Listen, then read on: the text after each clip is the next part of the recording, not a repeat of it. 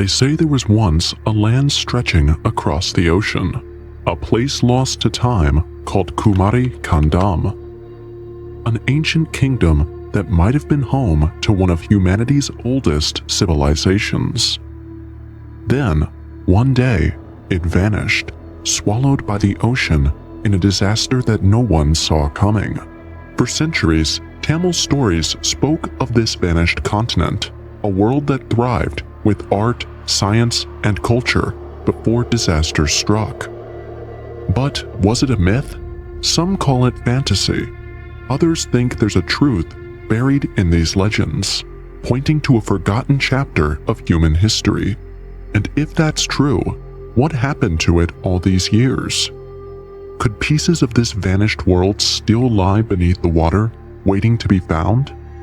Or was it all just a story to explain something we can't remember?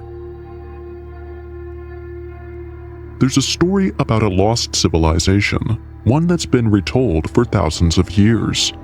It's popularly called Kumari Kandam, a mythical land said to have been the heart of an ancient Tamil civilization filled with culture, language, and artistry. According to Tamil folklore, this land once stretched south of India and was home to advanced societies. But, like the tale of Atlantis, Kumari Kandam supposedly met a tragic fate when a massive flood wiped it off the map, leaving barely a trace behind. What's fascinating is that this isn't just a story pulled out of thin air. Back in the 19th century, European and American scholars came up with the idea of a lost land called Lemura to explain similarities in geology between Africa, Madagascar, Australia, and India. But Tamil revivalists took that idea a step further. Drawing on ancient Tamil and Sanskrit texts, they connected Lemura to their own stories of a lost land, one ruled by the Pandyan dynasty, where their ancestors lived before the ocean swallowed it whole. In the early 20th century, the idea of Kumari Kandam evolved further. Tamil writers took the name from the 15th century Tamil epic Kanda Piranam and swapped out Lemura for something that felt closer to home. In doing so, Kumari Kandam became a symbol of Tamil pride, a lost continent that gave birth to the Tamil language and tradition. Tamil revivalists claimed that this land was home to the very first Tamil literary gatherings, or sangams, led by Pandyan kings. Some folks even say that the Pandyan rulers used to have control over all of India, and that Tamil culture was around way before some of the oldest civilizations we know today. Even though modern science shut down the idea of Lemuria with the theory of plate tectonics, basically explaining that continents drifted apart over millions of years, the legend of Kumari Kandam is still very much alive in Tamil culture. Many Tamils view it not merely as a myth, but as a symbol of a lost history, similar to how Atlantis is regarded in Western culture. But that's not where the story ends. According to Tamil legends, when Kumari Kandam sank beneath the ocean, its survivors didn't just vanish. They spread out across the world, influencing other human civilizations. There's also another layer of the Kumari Kandam legend, the link to Adam's Bridge, also known as Rama's Bridge or Rama Setu. This chain of limestone shoals stretches about 18 miles across the Palk Strait, connecting India and Sri Lanka, and it's a spot that's fascinated both historians and scientists. At first glance, it looks like a natural formation, just a quirk of geology. But then, satellite images from NASA showed something that made people stop and think. It almost looked like a submerged bridge. Now, according to ancient Hindu texts like the Ramayana, this isn't just some random rock formation. The legend says it's the very path that Lord Rama and his army of Vanaras, or monkey warriors, built to reach Lanka. The story goes that Rama, with the help of his local allies, constructed this bridge to cross the sea and rescue Sita from the demon king Ravana. It's an incredible feat, a bridge spanning the ocean, supposedly built in record time by a mix of divine and human effort. But what's fascinating is how this legendary bridge ties into the story of Kumari Kandam. Tamil cultural revivalists believe that Adam's Bridge might be a remnant of an ancient Tamil civilization, a civilization that once spanned vast lands and seas. The theory goes like this: if there's some truth to the story of Rama's bridge, then maybe Kumari Kandam was part of this larger landmass that connected regions beyond the bridge itself. Even today, Adam's Bridge is a hot topic, full of debates between scientists and historians. Some argue it's a natural formation, shaped by ocean currents and sediment, while others suggest it could be one of the oldest man-made structures, a marvel of ancient engineering. But for many Tamil people, this bridge isn't just a geological puzzle. It's a relic, a thread connecting them to the mysterious waters of their heritage, and the possibility that Kumari Kandam was very real. And they even have proof of it. Let's take a blast into the past for a second.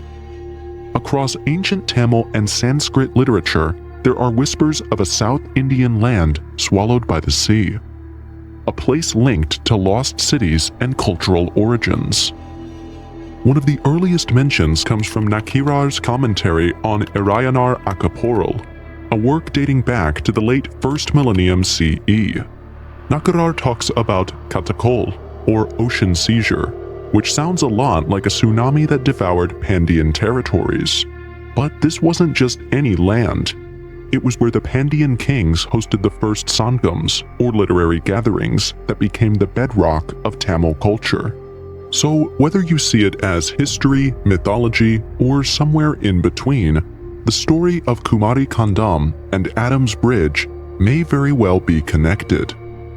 According to Nakarar, the first sangam lasted an unbelievable 4,400 years in the fabled city of Ten Madurai, or South Madurai. But then, nature happened. The ocean rose and swallowed Ten Madurai whole, along with countless works of art and knowledge. Undeterred, a second sangam was born in a new city, Kapatapuram, where 59 poets kept Tamil culture alive for another 3,700 years. But once again, the ocean claimed it. Finally, the third sangam found its home in Uttara Madurai, or North Madurai, and held out for another 1,850 years. Now, fast forward to the 19th century, European scientists started theorizing about a lost continent called Lemura to explain similarities in plant and animal life across India, Madagascar, and Africa. And this theory got its name thanks to Philip Sclater, an English zoologist who proposed that a massive landmass once connected these regions before sinking into the ocean millions of years ago. In 1873, this idea even made its way into Indian geography textbooks, sparking a fascination among Tamil scholars. 12 years later, Charles D. Maclean was connecting Lemura directly to Tamil history, proposing it as the birthplace of Dravidian culture. With support from thinkers like Ernst Haeckel, who believed Asia might have been the origin of humanity, Lemura began to transform in Tamil intellectual circles. Soon, this submerged continent was reimagined as Kumari Kandam, a Tamil homeland that existed before time. In Tamil Nadu, the idea quickly gained momentum. By 1908, Kumari Kandam was introduced in college curricula, with Madras University featuring texts by Suryanarayana Sastry that highlighted this connection. Then came Paralingam Pillai, Kandish Pillai, and others, each weaving the Kumari Kandam story deeper into Tamil identity. By 1971, Tamil Nadu's government even formed a committee to document Tamil history, marking an official embrace of Kumari Kandam. A decade later, textbooks still included it, portraying this lost land as a powerful symbol of Tamil heritage. Some have even called Kumari Kandam the Atlantis of India. While we're all familiar with the legend of Atlantis from Greek mythology and the movies, Kumari Kandam tells a similar story, one of an advanced civilization that flourished and then suddenly disappeared. Is there some truth to this? Well, that's what you're about to find out. The story of Kumari Kandam doesn't just end with Nakirar. The ancient Tamil epic Silapathakaram by poet Elango Vadigal continues where Nakirar left off. He describes a mighty land once ruled by 7 main kings and 49 vassal kings, and it had 2 major rivers, Pairuli and Kumari, that flowed through it, nourishing the region south of what we now know as Kanyakumari, or the southern tip. Some geological studies suggest that sea levels were much lower around 14,500 years ago, by up to 150 meters. Even about 10,000 years ago, sea levels were still around 100 meters lower than they are now. This means that areas we now consider underwater might have once been above sea level, and there could have been land bridges connecting India to places like Sri Lanka and possibly even to Africa. Over time, as the Earth warmed and the ice melted, sea levels rose, and it's possible that floods or tsunamis could have submerged entire regions, including Kumari Kandam. To make things even more interesting, Conal Mac Neocale, a geologist from Oxford University, suggests that the Indian Ocean might still be hiding what's called microcontinents, small submerged pieces of land. So, while we can't say for certain that Kumari Kandam was real, the geological evidence suggests that there could be some truth to the idea that ancient lands once existed in the area, now lost to the sea. Marine archaeology also offers some intriguing clues. In the 1980s, the submerged ruins of Pumbagar, an ancient Chawla port city, were discovered off the coast of Tamil Nadu, hinting at a real history beneath the waves. Then, in 2002, underwater explorations near Mamallapuram revealed structures resembling dockyards, thought to date back to the last ice age, around 11,000 years ago. While these findings could suggest evidence of an ancient Tamil-speaking land now lost under the ocean, some Tamil scholars argue these discoveries were overshadowed or neglected, perhaps due to a national focus on Sanskrit heritage over Tamil history. Seeking further answers, Tamil scholars and enthusiasts have called for public interest litigations in Tamil Nadu and Puducherry's high courts to advocate for continued research.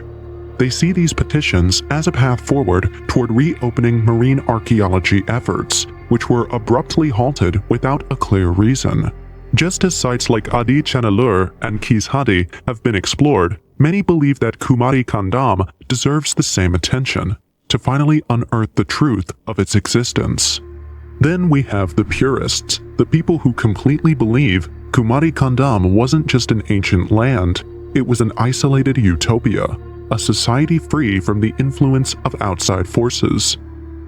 They assert that, unlike modern Tamil society affected by Indo-Aryan influences like the caste system and certain superstitions, Kumari Kandam is often imagined as a pure, untainted Tamil world. Some theorists say that this land was free of the upper caste Brahmin influences tied to Indo-Aryan heritage.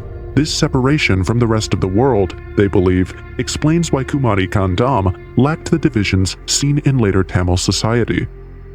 Former chief editor of the Tamil Etymological Dictionary Project suggested that Kumari Kandam may have existed around 50,000 BCE and submerged around 16,000 BCE using dating methods taught by his mentor Devanaya Pavanar. Although dates like these are hard to substantiate, they reinforce the idea that Kumari Kandam was an ancient and uniquely Tamil civilization, existing in isolation from the rest of the world for thousands of years. Tamil revivalists argue that the lack of scientific or historical evidence might be due to its isolation. However, some Tamil texts from the later Sangam periods show Sanskrit terms, suggesting outside influence. This has led some scholars to argue that the purity of Tamil culture was diluted over time. Then we have the connection to South India. Another faction of believers say that Kumari Kandam isn't just a tale of a submerged land, but also holds a deep connection to modern-day South India. They claim a direct connection to Kanyakumari, a coastal city at the very tip of Tamil Nadu. These believers also argue that Kanyakumari and even all of Tamil Nadu were once part of this ancient landmass. Some even push further, suggesting that the whole southern Indian peninsula, or even all of India, was connected to Kumari Kandam, making the Tamil people indigenous to this vast land. During the British era, Kanyakumari was part of the state of Travancore, which later merged into Kerala. But Tamil leaders argued fiercely that Kanyakumari should belong to Tamil Nadu, and Kumari Kandam played a central role in this campaign, and they might be onto something here. You see, the legend of Kumari Kandam is one of those fascinating stories that blends history, mythology, and a strong sense of cultural pride. But it all really started picking up steam back in 1903 when Suyanarayan Sastry wrote about it in Tamil Moliyan Varalaru. He suggested that the ancient Tamils of Kumari Kandam were the ancestors of all humanity. Soon, writers like M.S. Pernalinga Pillai and Mariamalai Adagal took the idea and ran with it, promoting the belief that Kumari Kandam was the original homeland of all people. By the time we get to 1917, Abraham Pandathar even took it a step further. He declared that Lemura, another submerged continent that geologists were talking about at the time, was the birthplace of humanity itself, with Tamil as the first language ever spoken. Imagine that, a sunken land where civilization supposedly began, with Tamil as the universal tongue.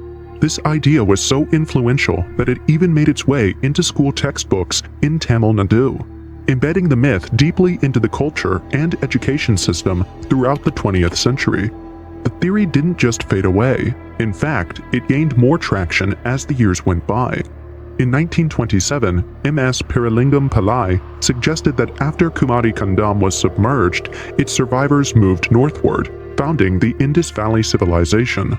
This wasn't just some fringe idea either. By the 1940s, N.S. Kandiya Pillai was drawing maps showing how people from Kumari Kandam supposedly spread across the world. And in 1953, R. Nadunchalian argued that the roots of civilization spread from South India to the Indus Valley and then onward to ancient cultures like Sumer, Egypt, Africa as a continent, and Greece. And in a way, there is some truth to this. Mauritius in East Africa has so much resemblance to India that you would find it hard to believe that it isn't a part of the Indian subcontinent or even Asia. The religious demographics of Mauritius are more or less the same as that of India, with Hinduism being the major religion. Heck, the currency of Mauritius is the Mauritian rupee. It has its value written in Tamil, Hindi, and English. Surinamese is another country.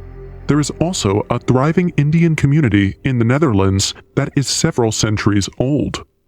It's exactly like the Sanskrit text says, almost like a group of people migrated to certain parts of the world, stayed there, and integrated into the society so much so that a whole country that has never been to India has Tamil or Indian culture. Some even took it further, claiming that Indo-Aryans were actually descendants of the original Dravidians who migrated out of Kumari Kandam to Central Asia before eventually returning to India. Supporters of Kumari Kandam didn't just think of it as any ancient civilization. To them, it was a highly advanced society, the pinnacle of human achievement before it was lost to the ocean. During the early 1900s, Suyanarayan Sastry described the pre-flood Tamils as skilled in farming, poetry, and trade, living in a democratic and prosperous society. Later writers, like Savarian Pillai, painted Kumari Kandam as a utopia, a center of learning with a deep appreciation for knowledge and culture.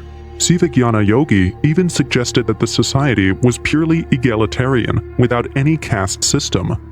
A tantalizing idea for those looking to the past for examples of social harmony. The idea was so captivating that it even received state support. In 1981, a government-funded documentary, backed by then Chief Minister M.G. Ramachandran, presented Kumari Kandam as not just an ordinary myth, but a scientific possibility. The film tied together the concept of continental drift and lost civilizations. It was like a sci-fi meets historical documentary, aiming to validate Kumari Kandam as a plausible, advanced ancient civilization. For many Tamil revivalists, Kumari Kandam wasn't just about lost land, it was a lost treasure trove of knowledge. They argue that the first and second Sangams actually took place in Kumari Kandam, but there's even talk of specific ancient texts that were lost when the land sank. Suyanaraya Sastri, for instance, mentioned works like Mutunarai, Mutakaruku, Mapuranam, and Putupuranam back in 1903. Abraham Pandathar added to the list in 1917, naming music treatises like Naratiyam and Parunari, along with rare musical instruments. Then, Devaniya Pavanar later expanded this list, claiming that Kumari Kandam's libraries contained everything from medicine and martial arts to architecture and mathematics. Back in the 1900s, there was even a claim by Chidambaranar that he found an old manuscript on palm leaves, which he said was from the first Sangam at 10 Madurai. This text is attributed to someone named Mutaluli Sentarn Tanayur, who supposedly told the tale of King Sengan of Peru Valanatu, a kingdom that lay south of the equator. The story described King Sengan as a powerful ruler with warships that reached as far as Tibet. However, this manuscript named Shinkanrariya Shilevu was dismissed as a forgery in the 1950s by S. Vayapuri Pillai. Nonetheless, it didn't stop Tamil revivalists from referencing it. The 1981 documentary even called it the world's first travelogue, showing just how fascinated the Tamil people were with Kumari Kandam. But of course, not everyone buys into the Kumari Kandam story. There were critics from early on, even among the Tamil scholars themselves. Suryanarayan Sastri, for instance, was strongly against the majority. Let's find out what he had to say. Going as far back as 1897, we see one of the first big critiques from M. Seshagiri Sastri, who was straightforward about his opinion. He thought the Sangam academies, supposedly existing before a massive flood, were simply made-up stories. Sastri believed Tamil poets had let their imaginations run wild, crafting elaborate tales rather than recounting actual history. Then, in 1903, C. H. Monahan took a strong stance against Suyanarayan Sastri's work, Tamil Moliyan Varalaru. Monahan didn't hold back, claiming that Sastri was straying from science and diving headfirst into mythology. He argued that Sastri chose to entertain legends over sticking to solid historical research. Not long after, K. N. Sivaraja Pillai, writing in 1932, also joined the chorus of critics, calling for a careful verification of Sangram texts and their commentaries before making bold historical claims. Moving to 1956, we have K. A. Nilakanta Sastri, a highly respected historian, who outright dismissed the Kumari Kandam theory, calling it all bosh. Sastri was blunt about it. He argued that the massive geological events believed to have swallowed this land would have happened millions of years ago, well outside the scope of human history, which only spans a few thousand years. A decade later, in 1966, historian N. Subramanian took the criticism a step further, referring to the Kumari Kandam legend as an example of what he called anti-history within Tamil Nadu. Subramanian found it puzzling that despite modern education, so many Tamils still clung to myths like Kumari Kandam. He suggested that the ancient Tamil stories about lands lost to the sea probably referred to a much smaller area than a vast lost continent, something akin to a present-day district that might have disappeared around the 5th or 4th century BCE. Finally, K. K. Pillai brought up a similar line of thought. He pointed out that some Tamil writers might have misinterpreted the idea of a southern Tamil land lost to a flood by tying it to Lemurian theories. According to Pillai, even if Lemuria or a similar landmass had existed, it would have been in a time frame far, far earlier, toward the end of the Mesozoic era. This would have been way before humans ever appeared. making it nearly impossible to connect Lemuria to the supposed age of the Tamil Sangram. The truth is, I can't really decide on this one. On one hand, we could say Kumari was a lost Tamil homeland, swallowed by the ocean, and there is proof to support that notion, so much so that they teach about it in schools. On the other hand, it could be just a powerful tale shaped by imagination and ancient records. At the end of the day, it's up to you to decide. History is packed with mysteries that sit right on the edge of fact and fiction. But whether you believe in Kumari Kandam or not, something about these stories stirs our curiosity and makes us feel connected to something bigger, perhaps even ancient.